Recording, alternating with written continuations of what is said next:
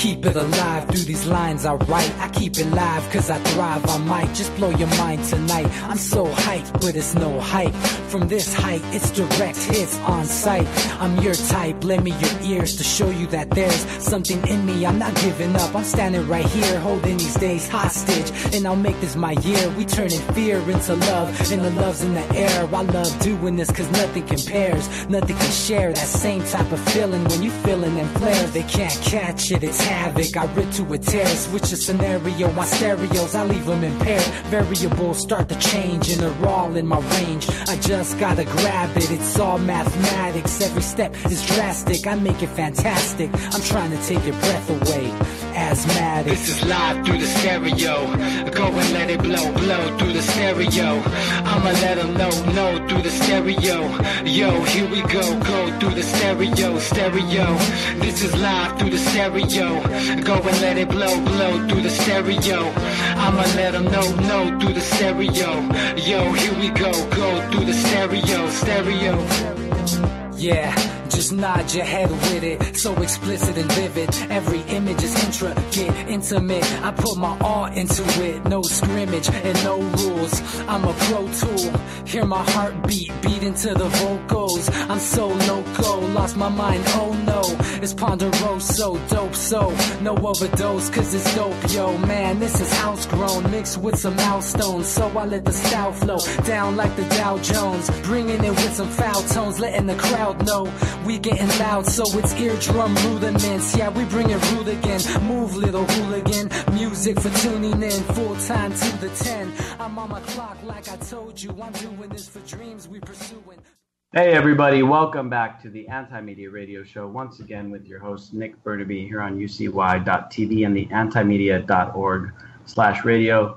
Really happy to be back alive and well. I survived the apocalypse somehow. Hopefully the whole rapture thing didn't happen and we all got left behind. But maybe there just weren't that many good people to be taken. But turns out we're all left, at least us here on the radio show.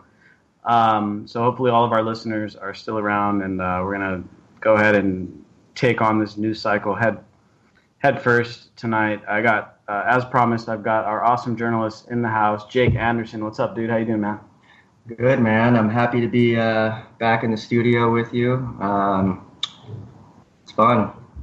It's fun to be back in a city in which the culture is so steeped in warships and surfing. Yeah, really strange city, right? It's like hyper-militaristic, and it's like a bunch of hippies, too. So good burritos, too. Yeah, great burritos. Great Mexican food. Great weather today, too. Can't say the same for a lot of people throughout the country who are still kind of recovering from this crazy, crazy weather storms that have been going on, hurricanes, and now there's like earthquakes happening up and down the West Coast, and getting crazy out there. We're not going to do too much of the weather stuff tonight, but we're going to just kind of go freehand here. Also joined tonight by my longtime co-host, DB Schwartz. What's up, dude? Hey, not much, man. I'm trying to digest how they're taking this Russian narrative into overdrive right as the Wiener gets sentenced and his laptop gets dissected and the Awan brothers start singing and the DNC is about to go down in flames. And it's all fun and games to watch the NFL and everything else. It's just all BS, because if one of the political parties implodes, you can bet that the GOP will die too. And if both of them die at the same time, that's the end of our government. Woohoo! And I'd love for that to happen, but no, you wouldn't, dude. Just trust me on that. You wouldn't. There's a better way, and unfortunately, I think we've just lost that window.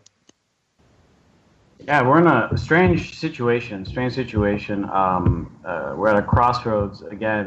We've been talking about this crossroads, and of course, it's going to take some years to fully realize it and stuff. But that's kind of one of the themes I wanted to go into tonight. Is kind of where we're at as a country, and what are these things going on? What are they signs of? And big time change. Yeah, Anthony Weiner is doing hard time. That's the headline of the week. Oh, God. It was almost as good as Ted Cruz fingering his fucking staffer. He cried, too. That's the best. I love it when they cry. He cried because he's going into Gen Pop, and he's a really attractive guy. Oh, God. First of all, He's not attractive. Yeah, I don't know what these women see in this guy. I don't care. I don't know what DB sees. Frankly, but number two. Well, he's got a girlish figure. That's what I mean. Oh. So I didn't know he was going into general population. That's glorious. Well, we'll see. We'll see. You know, he is a politician. They protect these politicians. They never get the full sentence like the rest of us get unless they screw over the people, the powers that be. I don't know. I really don't think Weiner was the guy that stood up to the establishment. I don't really see that narrative. But he got his laptop taken by the NYPD, and yeah, the NYPD is corrupt, but we know that 100% of these rank and file guys are not, and regular detectives saw that shit. So they can delay it, but eventually something's going to come to see the light of day. Yeah, me and Jake were actually talking about this a little earlier today about, looking ahead to the next presidential election and saying, are the Democrats going to be able to pull it together and put a challenge up against Donald Trump to win, to unseat Donald Trump? And honestly, dude, like you were saying, DB, I mean, I don't know how bad this is going to affect the DNC. I don't know. Maybe he's going to go to jail and nothing more is going to come of it. I don't know. But what I can tell right now is that the DNC is in just as much trouble as the Republicans.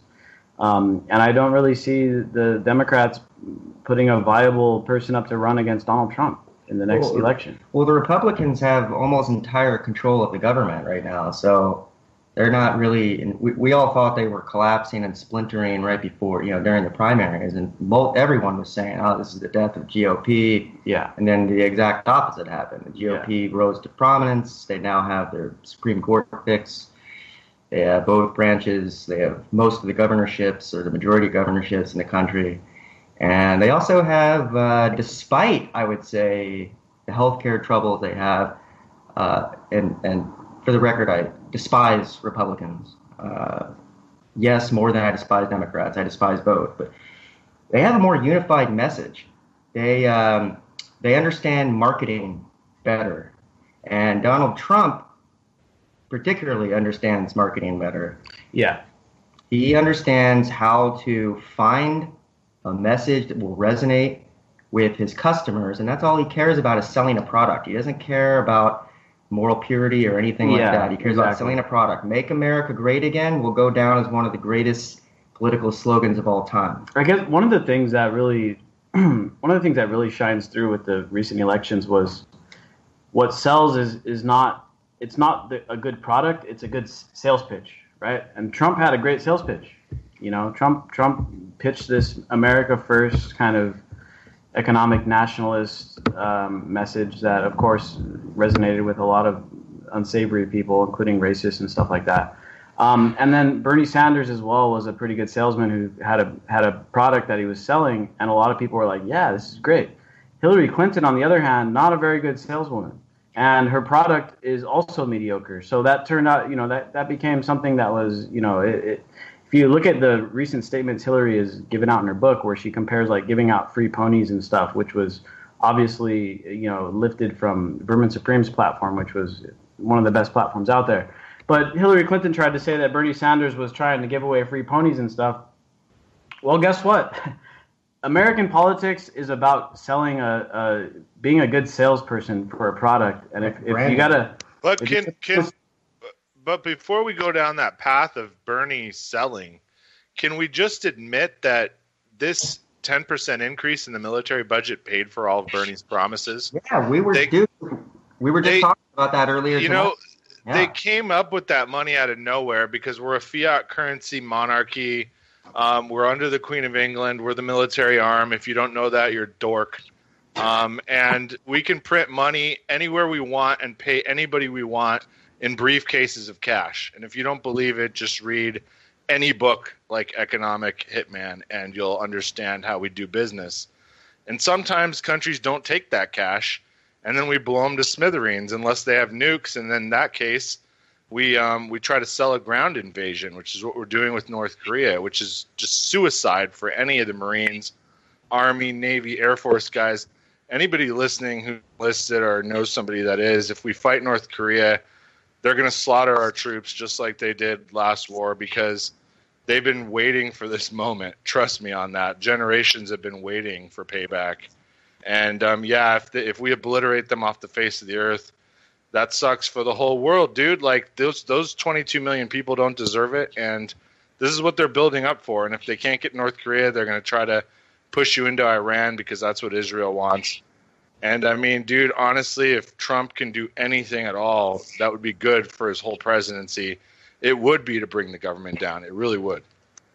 Well, I think that's why a lot of anarchists were, wanting him to get voted in. And, me and Nick were talking earlier tonight about what would be the difference between a largely Chinese hegemony over a U.S. hegemony, provided in the next 20 years that they kind of move past us. And we agreed that, and this is straight from economic hitman, dude. China, for all their problems and all of their hideous autocratic internal strife with Tibet and all kinds of censorship and all that stuff. They haven't been blatantly imperialistic in the way the U.S. has. And as Nick had mentioned earlier, the U.S., we've squandered a lot of our global capital as well as economic capital on some of these wars in the Middle East. And I swear to God, I go to bed sometimes at night and I just sit and I wonder, what reason could there possibly have been behind the last 15 years of war besides just lining the pockets of defense contractors? I don't think there's a rational answer unless there's a Stargate in Afghanistan. I don't get it. I think it's in Iraq. Unless there's a Stargate in Iraq, I don't get it, man. Yeah. Now you're onto it, Jake.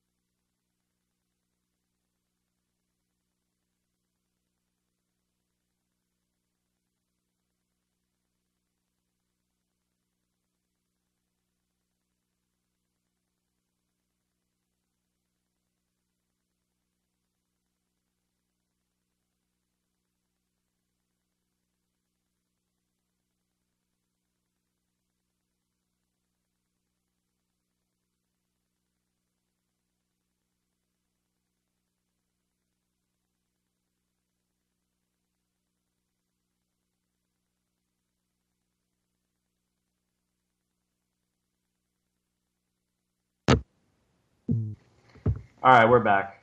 I don't know how long we were frozen up there, but for some reason my computer decided to freeze up on me, getting DB back on the line. It happens every time me and Jay are in the same room. We're cursed, man. The universe doesn't want us. Dude, we're dropping way too much truths, dude. Yeah, just way too much. Yeah, DB, we're gonna have to go ahead and blame that one on you, though. Well, it's as soon as I fucking said that, it was just bam. Yeah. Hey, actually, while we're having a little moment of levity here, DB, are you familiar with the? I'm gonna play you a clip. I want to see if you know. Is it Kurt Russell? Please.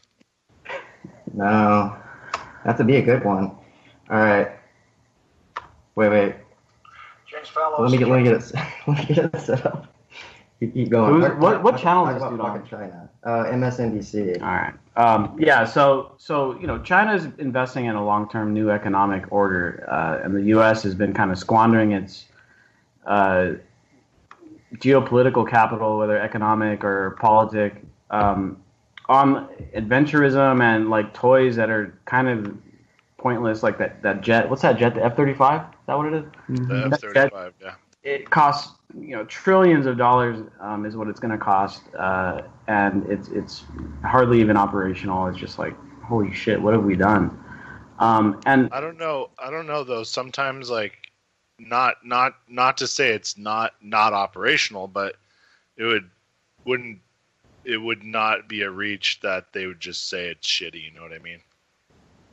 Yeah, I could see that, just to trick people, our foes, I guess. But it's not very popular with the American people, And so, we're really dealing with a decline, of U.S. hegemony, I guess you could say, around the world. And of course, we've been talking about this for a long time, but it's becoming more clear, like by the day, that people are just less and less respecting, what's going on with our ability to project ourselves around the world, man. And China is really filling the void. A lot of this has to just do with the neoliberal kind of economic imperialism coming to a head. It's been failing for a while. That's why you've been seeing things happen like Brexit, and we're seeing other stuff happen like the Scottish independence movement, and now in Spain, the Catalonian independence movement as well. I mean, you're seeing the failure of like the neoliberal order happening like right before our eyes. Now, the thing is that the United States kind of built that order. We filled the vacuum that was left over after the fall of the British Empire and a few other European empires, and we filled it with this economic imperialist order, which is generally known as like neoliberalism. And it's a beast. It's crazy you say that, Nick, because it's like you hit it on the head, and I know you're not a history major, and you've managed to figure that out, that we actually took that over. That we took it over under Teddy Roosevelt with gunboats, quite literally. And we went over and we gunboated the entire Horn of Africa and took over the Mediterranean and bitch slapped the Spanish Empire and made the UK piss their pants. And that's really what we did. We really, truly did. And then the only country that would really even stand up to us was Germany. That was World War I. It's crazy that you connect the dots after you do enough reading and research. It's crazy. Yeah, dude, and so we filled this vacuum and we built the world out in our image, right? And it all benefited the U.S. And of course, post World War II, you see that the U.S. kind of has a hegemony over most of the world outside of like the Soviet sphere of influence. And now the craziest part is that because the people who kind of engineered this whole thing didn't share the wealth with the lower classes, the working classes, and now with the middle class losing its buying power, I guess you could say, people are now starting to turn against this neoliberal order that the United States built, and they're starting to say, hey, let's give nationalism a shot. You know what I mean? Let's give, and that's what got partially that's what got Donald Trump elected. Of course, did he actually plan on following through on a lot of the stuff that he said he was going to do as far as on foreign policy and stuff? No. I mean, he's gone and he's done a complete 180 and has just continued the Obama doctrine and all that stuff. And in fact, made it worse because now they're killing more civilians. So, Trump ran on that failure of neoliberalism, and if you look at a lot of his supporters, they'll tell you, like, no, I'm a nationalist, America first, and all that, blah, blah, blah, blah, blah. That's because neoliberal world order is basically failing all around the world, it's especially visible in the United States and in Europe. And then it's also visible in the declining ability of the U.S. to project its strength. I mean, Russia felt that it could step in Syria and say, you know what, you guys aren't doing this. We're putting our foot down. We're drawing a line in the sand, and you're not going to take Syria. And the U.S., for all of its efforts, albeit them covertly and based on basically bullshit, they tried. The U.S. tried to finish off Syria and put in a puppet government, and it lost. It failed. Now the Russian-backed Syrian government is more or less almost in charge of the whole country. Yet they're escalating it, though. I don't know if you saw that 3 generals from Russia died recently. They were killed in an attack. And I mean, honestly, if 3 of our generals die, then it goes to red alert. Like it escalates it. So I thought that this was ramping down, and it seems like they just can't let it go. They just will not give Syria up. Like they're willing, even though Trump got in, even though I thought for some weird reason he was going to be buddies with Putin, even though apparently that's not going to happen, and maybe stop this insanity, they're willing to drag us into war with a nuclear superpower. Like, I don't think people understand. North Korea would be like nothing compared to what would come at us if we attacked Russia. Like, we definitely would lose Alaska. Canada would get destroyed, and the whole Northwest, dude. So I don't think people understand we're within range of, like, their rockets are super, super good. They're way better than ours. People need to do more research and stop. Even if Russia did hack us, do you want to go to World War III because of that? Yeah, I mean, good points, dude. Seriously, though, if Russia hacked us, and we know we hacked them, so if they prove Russia hacked us, does anybody listening want to go to war with a country that basically killed itself to defeat Hitler? They'll do it again to defeat us. Are you willing to die for the U.S. out there listening right now? No, I don't think anyone in their right mind wants to go to war with Russia, man. Yeah, and you know what? Yeah. We got to be realistic about it, too, because, look, the NSA hacks everybody. I mean, it came out that we were hacking our own allies. We were hacked into, Angela Merkel's communications. Dude, we hack everyone. Everybody gets hacked by the NSA, so we really don't have... And China hacks everyone. We don't really have a moral standing to go around and say, well, you guys hacked us, so we're going to fight you guys in a big war. It's like, well, wait, you guys hacked everybody in the world, so what, should the whole world declare war on the United States? I mean, we don't really have a moral standing to go around telling people not to hack anybody when the NSA is the biggest hacking agency in the world. They probably hack themselves, you know? Why wouldn't you hack, though? Like, that's part of safety, like, to try to get intelligence. Like, it's not a big problem. The problem is that the rogue government of our government, that they don't serve our people's interests. They're not doing it to defend us. They're doing it to get an economic advantage and to blackmail people. And that's fucked up, dude. And people around the world are not down. Like, all the rest of the countries, maybe they do that, maybe they don't, but there's no proof. But there's proof we do it, and the UK does it. You know what I mean? And it's just like this imperialistic mindset of just fucking over every country in the whole world. We can do it, but nobody else can, right? Yeah, we can do it. We can do an opium war on China to prevent them from being the natural world leader because they have the biggest population. I mean, if the world was going the way it was supposed to go, it was China and then India would have been allowed to actually evolve. Right now, they have more cell phones than toilets. Why? Because of the Victorian age destroyed them. People need to read history and understand context. Like, otherwise, everything you see on the mainstream media is just, it's a big circus for idiots.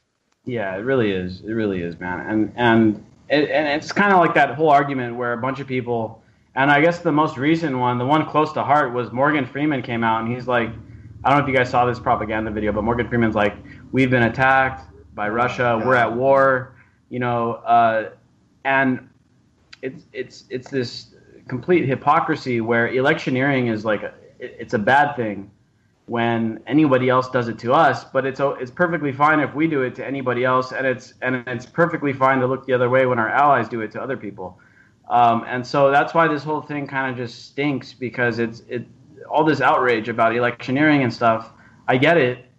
I get why people are upset, but at the same time, we don't have a moral high ground to go around telling people they can't do electioneering, because we're the champions of electioneering. We do it best. We do it. The CIA has been doing it all around the world, including with just our neighbors just to the south of us in Central America, a shitload. Electioneering is just something that the U.S.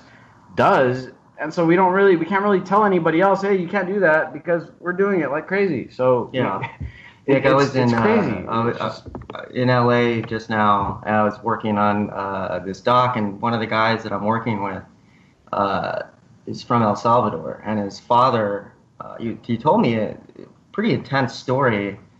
We were talking about the CIA, basically, and he was telling me about how his father basically was captured by a puppet military junta that had been installed in El Salvador, and the father, was basically almost killed. He only got out through a freak of nature, and it was just it's just one example of many of the little puppet states we've set up, and so some of this rhetoric around failed. I don't want to get into the socialist communist issue, but we certainly have through our CIA we have subverted multiple democracies throughout the world. El Salvador is one of them. There's many more, but this was just like firsthand testimony that blew my mind. I'd never heard someone with just such an absolutely firsthand experience of how their country had just been basically infiltrated by our own CIA, and that would be considered an act of war. We're considering Russia just maybe exposing some emails. We're considering that a subversion of democracy. Oh, don't forget, they bought $50,000 worth of Facebook ads. Yeah. Let's say worst case scenario, like Assange had been co-opted and he was working for Russia, like Snowden is. And Snowden, by the way, has been coming out with some insane, stupid bullshit recently, which makes me kind of question him. But make sure that the Snowden stuff is coming from legit sources, because I see a bunch of people always making up shit about Snowden. Yeah, there's a lot of made up shit. Yeah, I know there is, but I mean, some of the stuff's just his straight up tweets. So I mean, he's shifting a little bit, but whatever the case may be, I mean, just worst case scenario, they are assets of what the KGB became. Which splintered itself into a bunch of different groups that are competing and cooperating, just like the CIA, FBI, NSA, blah, blah, blah. If that were the case and they were trying to influence public, sentiment here to prevent a war because they don't feel they can win, but in the end, nobody wins because it becomes nuclear and we all die except for the elites maybe in their bunkers. Is that something to really castigate them about? I mean, I see every day that people are going, Russian media, blah, blah, blah, and RT and everything like that. And I'm like, are you guys such illiterates with history to not understand, like, the Navy of Russia made sure that in 1812 the British didn't just take us back over again? Like in the War of 1812? Like, I honestly, we should just do one show where we do, like, history. Why we shouldn't fight Russia and why you shouldn't believe the mainstream narrative because they're all jackasses. Yeah, dude. I think everybody with a realistic outlook on things is like, okay, look, everybody that we're dealing with is these big powers are mutually assured destruction, and we can't really fight each other. So we pretend like we're not fighting each other through these little proxy wars where a bunch of innocent people end up dying. But it's like, would we go to war with France? Nick or Jake, do either of you feel like if the war bells rang for France that you could ever find anyone in America to answer? Could we fight the French? The answer is no. And I don't understand why it's not the same with Russia, because we can't exist without them, just like we couldn't exist without France. If anything, we should be fucking invading the UK. There you go. I'm not kidding either. But let's not invade anybody, right? No, let's invade London. I'm not kidding. We take it over, dude. We take it over. We will end the world's madness. Yeah, I mean, maybe. So yeah, dude. I mean, stop the hammering. Hammer the city of London with the strength of DC's dick. Jake wants to play this clip right here. Who's this dude again? Lawrence O'Donnell. So Lawrence O'Donnell from MSNBC, you said?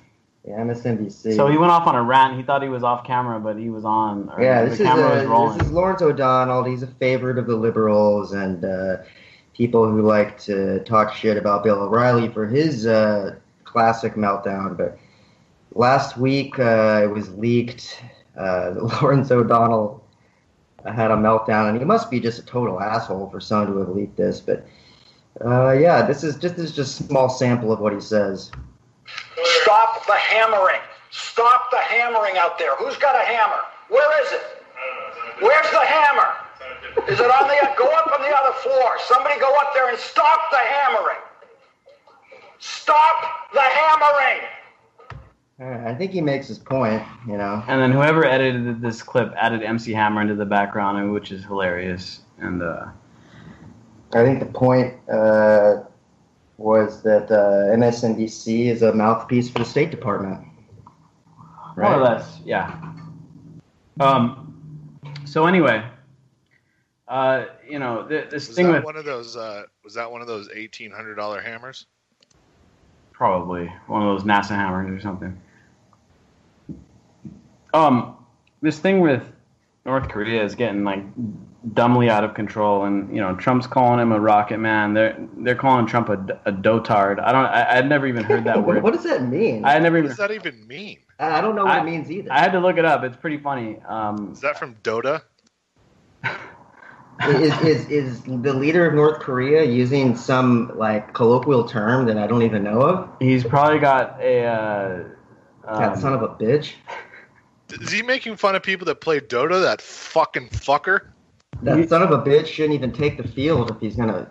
He's got a thesaurus. He's got a thesaurus. You know who takes the knee during the national anthem? It's fucking Kim Jong-un or what?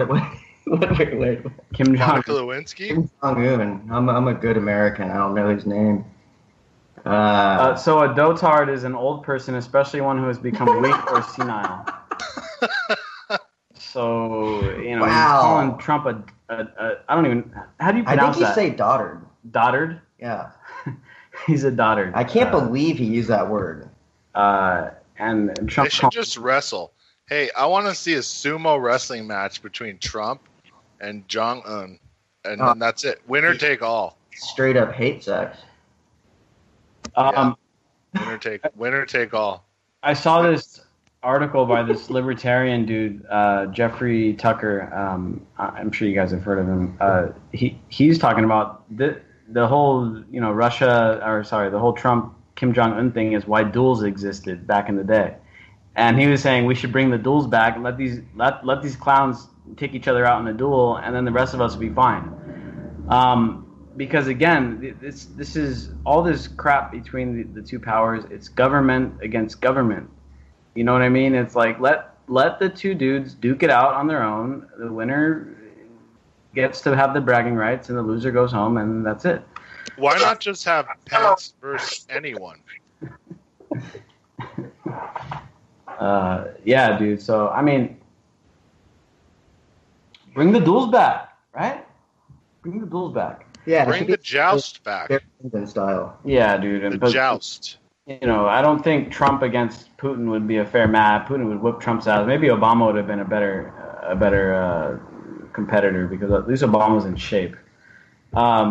So let's move on from this foreign policy stuff, dude. Because look, our analysis has been so trenchant. I know.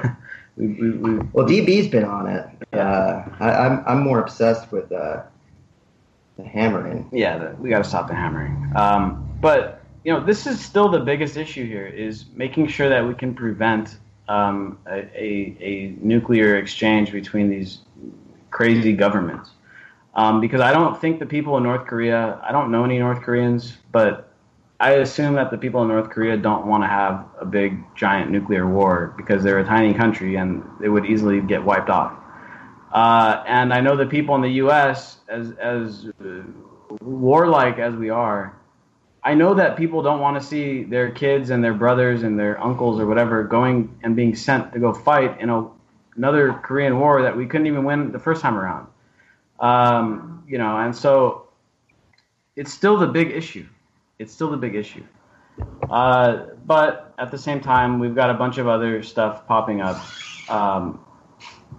And I guess the first thing that I want to talk about is this whole NFL protest stuff. Because obviously this is a big, major news narrative. And I wrote an article about it today on the Anti-Media. I tried to stay out of it, but I had to wade in a little bit. I had to work my way into it. But, it's taken on such a comical turn, where people are like, this is crazy, disrespectful. I can't believe people are kneeling down during the national anthem. And it's almost like the whole place has become like a satirical version of itself. Jake had a little factoid that he wanted to bring up real quick about this. First of all, to get us started on this convo, let's go. Well, I mean, first of all, it's the height of hypocrisy that Trump, who essentially deferred to neo-Nazis for the sake of free speech at the Charleston rally. And the people on the right were saying, free speech, free speech, free speech. But it doesn't seem to apply to rich black men. Rich black men don't get to do that because they're rich. If you're black, you're lucky just to be rich. You're lucky just to get that, right? That seems to be the mentality here. You don't get both of those freedoms. You don't get to be rich and have free speech. But it's important to look at the fact that, and apparently this was fact-checked, and I think it was. If it's not, please let us know. I've heard this multiple times, but the national anthem being played at the beginning of the game is a new thing, relatively new. Apparently, it started in 2009 at least, or the national anthem was played. Let me correct that. National anthem was played at the beginning of the game. The players did not stand for the national anthem. They stayed in the locker room. Okay, so the custom of them actually standing for the national anthem started when the Department of Defense gave the NFL $5.4 million to stage on-field ceremonies for the sake of making things more patriotic. Now, some of the details there may be not 100% accurate, which I hate to admit, but the fact of the matter is we do know the Department of Defense paid the NFL a significant amount of money to showcase the national anthem in a very patriotic manner because sports are a way to rally people. Yeah, I mean, look at it from a historical standpoint, dude. I mean, the Romans had their gladiators, and sports have always been a big part of any empire.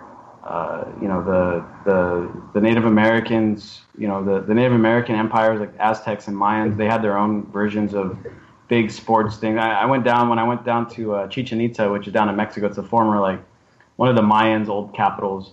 And they had a huge ball court, and it was like a big stadium type of thing. And they had their own bread and circuses back then, the Mayans. I mean, everybody around the world, the Romans, the Greeks, they have games. The Greeks had the Olympics, the Romans had the gladiators, the U.S. has its NFL and its Major League Baseball and stuff. these are things that are integral parts of empires, right? They're the bread and circus. They're the entertainment arm. And don't get me wrong, dude. I watch football. I enjoy football. I like, I used to go for the San Diego Chargers. My team bounced out because our city refused to pay for their stadium. They wanted the taxpayer to pay for the stadium, and the people voted against it, and so the team left. Fine. But I'm not ashamed to admit that I watch football. But I find these protests very interesting, especially considering that the government paid the NFL, $5.4 million to have like this manufactured, patriotism on the field. Despite that, and despite a lot of pressure, I mean, you saw what happened to Colin Kaepernick. He got basically blackballed in the NFL. Nobody would hire him. The team that he left, the San Francisco 49ers, they're 0-3. I mean, they're losing. And they win. Like, you know what? They've done a lot with Colin Kaepernick. You know what's funny about Kaepernick is, like, we up here in Minnesota, we have the Vikings, and our quarterback Bradford's down, and then the backup Bridgewater's down. So everybody's like, signed Kaepernick, and the family here that owns him released some weak ass fucking statement about, oh, we support blah blah blah and everything like that. Meanwhile, these guys are like huge, donors to some of the more oppressive politicians that we've had in the era up here in the state. And I've only been here 3 years. I have no idea what's been going on for the last couple decades, like I would in California. But people are basically saying these owners are like dipshits. And that's the thing, man. Boycott the NFL because these owners are dipshits. These dudes are plantation mentality. They're only pretending to care because it's affecting their bottom line. Yep. They don't give a shit. As soon as this blows over, they're going to still treat these dudes like shit. They don't care about them. They don't protect them. They don't give them health care for life when they have concussion syndromes for life. And dude, these are the worst people, dude. This league should go down in flames. You're right, and you're right. And to point out that this is there's a confluence, or there's an intersection here. There's another major crisis that's going on, which is that more and more research is showing that participating in the NFL is just terrible for their health. The autopsy has concluded that Aaron Hernandez had one of the worst cases of CMT they had ever seen. He was missing. Which could account for his violent behavior. It's a life risk for them to be playing in this league. And look, the important thing to note here is that there is a historical legacy behind athletes taking a stand on important issues. It's only in recent years that sports were looked upon as this like sacrosanct commercialist enterprise. Let's not mix sports and politics. We can't do that. That should be sacrosanct. Muhammad Ali dodged the draft. He said, I ain't got no beef with the Viet Cong. Okay, this was at the peak of his career. He took a principled stand. He gave up millions of dollars. The peak of his career. Went to prison. Muhammad Ali went to prison to protest the Vietnam War. Now, that's called taking a stand. I think Colin Kaepernick is an amazing human. I mean, I think what he did is pretty incredible, and I think people have to hand it. I know Golden State Warrior fans who absolutely despise LeBron James, who actually came out and said, okay, LeBron's response to this makes me actually respect him a little bit. Calling the president a bum, LeBron came to the defense of one of his biggest rivals in the league to defend, his right to not visit the White House, which of course is, I think that's a right. You don't have to go to the White House. And then Trump, claims to rescind the invitation, and LeBron says, "You bum! He already said I'm not going. Yeah, you can't disinvite him now. He already declined your invitation."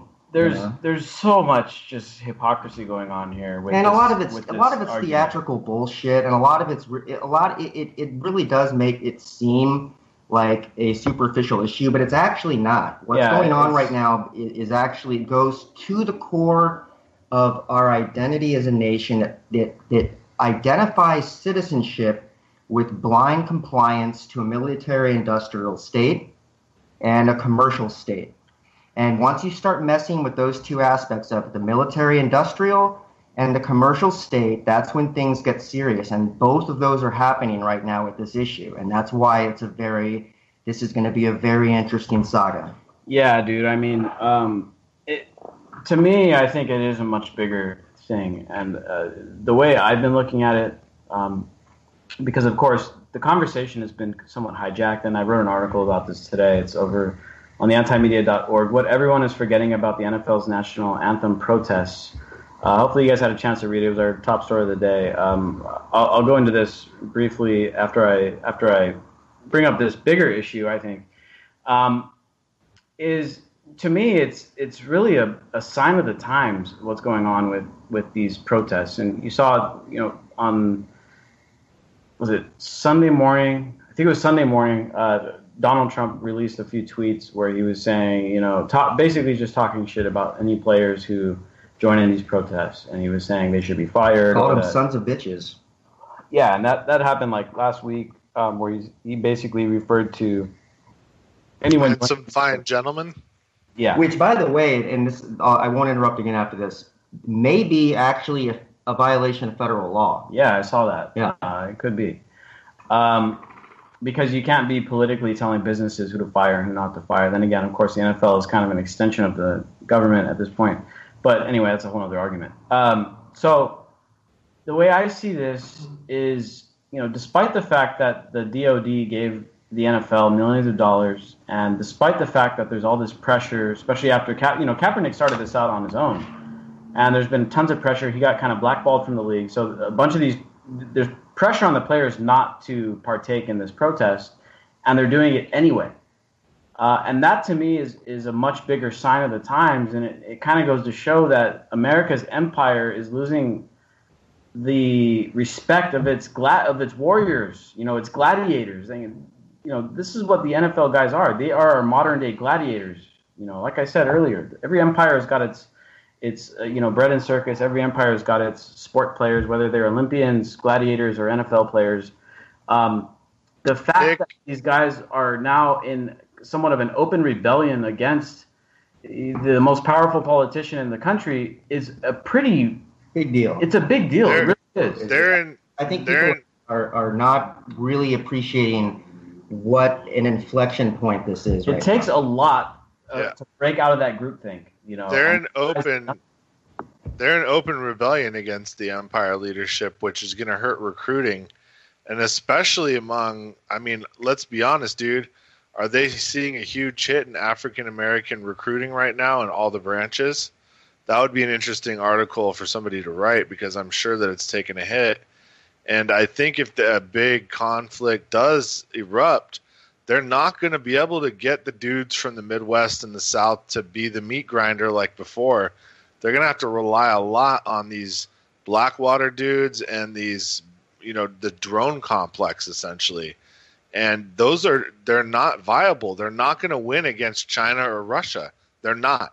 Only manpower would win against those superpowers unless they took it nuclear, like I said, where we all died. And then in that case, this radio show is gone and nobody cares.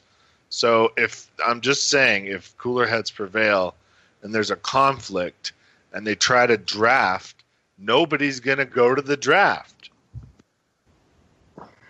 Yeah. This is it is pretty telling, and it actually reminds me of that movie, The Gladiator, a pretty damn good movie, and it kind of is. It's kind of a similar thing playing out here, where you got this gladiator dude that's like super popular, and then he winds up rebelling against the empire and stuff. Of course, it didn't end well for him or whatever, but it's funny how that is actually kind of happening right now, and it is a much bigger deal than people want to, give credit for. Now, my criticism of what's happening mainly is that now the conversation is like shifting over. The conversation is shifted like to patriotism. It's like, well, the opposing arguments are that it's unpatriotic to kneel during the national anthem, and that's disrespectful to the troops or whatever. And then the counter argument is that, well, no, each one of these players have the right to free speech, and they can make statements if they want to. Isn't that one of the principles that were ostensibly going to war for, is to protect the Constitution, to protect people's right to express themselves? Supposedly, Yeah. right? And so that the problem with that argument is that it's really a non-argument, because that argument's already been settled for hundreds of years. Like, you have the right to dissent, and that is one of the rights that America still respects, is that you do have the right generally to protest and to dissent from the government. And that's great that we still have that right, because in places like China and places like Saudi Arabia and stuff, people get thrown in jail for that kind of stuff. People like Colin Kaepernick would get lashed publicly for that kind of stuff in Saudi Arabia. So we should be happy that we still have that freedom. Now, it's not a good sign that people who think consider themselves patriotic Americans are actually coming out against that right. That's not a good sign. That's that tells you that there's some authoritarian leanings brewing up over on the conservative end of the spectrum. And of course, the liberal end has become completely okay with war as well. Neither side is doing well right now. But that really is a non-argument, because obviously the dude has the right to free speech. Anybody that wants to protest has a right to do that. So that's not really the argument. My article today was about why these protests are actually happening. And, it's not about patriotism. It's not about these players trying to disrespect the United States. It's not about people getting upset that people aren't saluting the flag or whatever. This is what it's actually about, and this is straight from the mouth of Colin Kaepernick. Quote, "People don't realize what's really going on in this country. There are a lot of things that are going on that are unjust. People aren't being held accountable for, and that's just something that needs to change. That's something that this country stands for: freedom, liberty, and justice for all, and that's not happening for all right now." And then, this interview is from back in August 2016 when Kaepernick first started doing this protest, and they asked him to say specifically what he was kneeling down for, and he said, "There's a lot of things that change. One specifically is police brutality. There's a lot of people being murdered unjustly and not being held accountable. People are being given paid leave for killing people, and that's not right. That's not right by anyone's standards." Man, see, he took the reign on that. See, that's called owning. That's called not saying other people should do the protesting for me. That's not displacing responsibility. That's taking a direct position on something that's important, and it should be respected. And if this president had a modicum of respectability to him, he would respect that statement.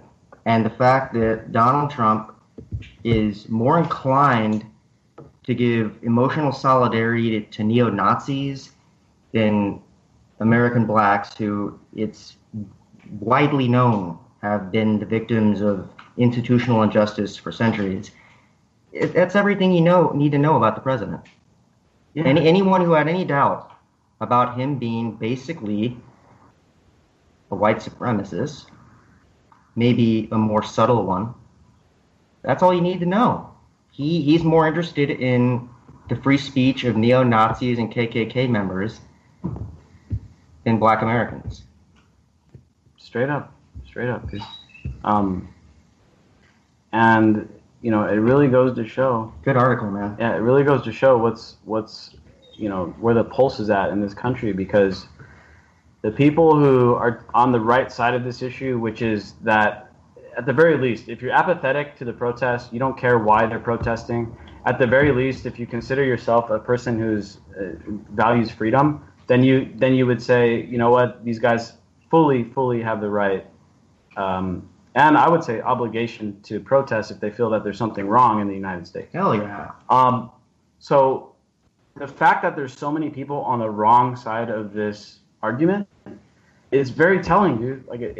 We've been talking all show about sign of the times, dude, and this is just another one of them, dude. The fact that people are leaning authoritarian at this point, the fact that Trump was elected on a very xenophobic platform, the fact that the U.S. is kind of turning inward and now looking, I see it as like a fortress. You know how they used to talk about fortress Europe? Now it's like fortress U.S., where the U.S. is like, you know, people are like tired of funding this globalism and this neoliberalism and shit. They're like, fuck it, build walls and don't let nobody in, and let's just enjoy what we have left. It's all a sign of these times, dude. It's all a sign of these times. And Kaepernick has kept it classy, dude. I obviously don't agree with the guy on everything. You know, nobody agrees with everybody on anything.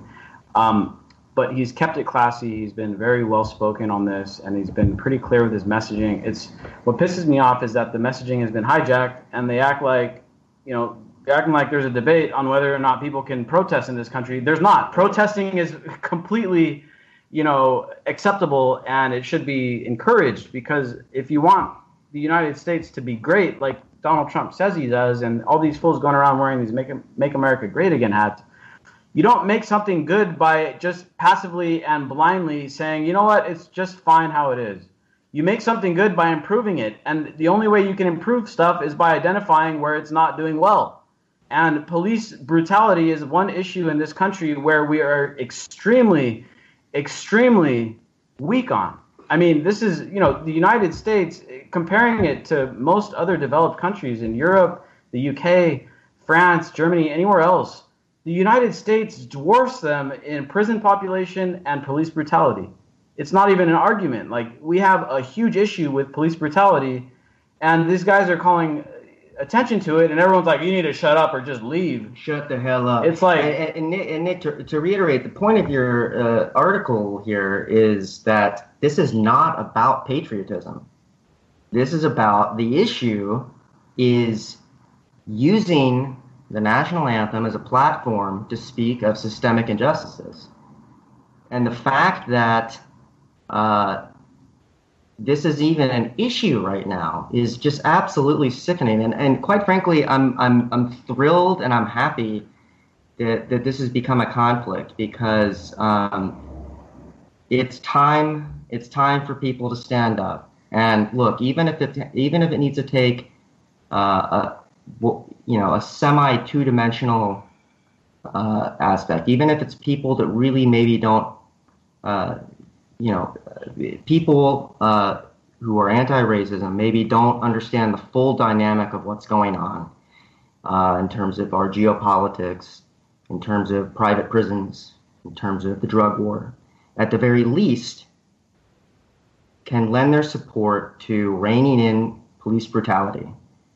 We have to have some kind of system in place where people aren't being gunned down unnecessarily. And it's happening at an incredible rate. And anti-media has reported many, many times. You're way more likely to be killed by a police officer, especially if you're a person of color or a minority of some kind. You're way more likely to be gunned down by a police officer than you are to be killed by ISIS or Al-Qaeda or any other CIA-funded I think it's by a factor of 25. Like, you're 25 times more likely to be killed by a cop than you are from an Islamic terrorist. Yeah, don't worry. If and when that shit ever starts, we're gonna have enough guns to deal with it. In the meantime, let's worry about these cops killing us. Yeah, dude. I mean, they're starting to kill everyone now. I don't know if anyone saw. I feel like the test case was there. They did a 20 or 30 year study and saw they could get away with killing black guys, and now they're going to move on to killing everyone. Yeah. Stop the hammering. Yeah, and we need to stop the hammering. So seriously, dude, it's like they're like the Tuskegee experiments. Let's just let's move those to the streets. Oh, that's a great.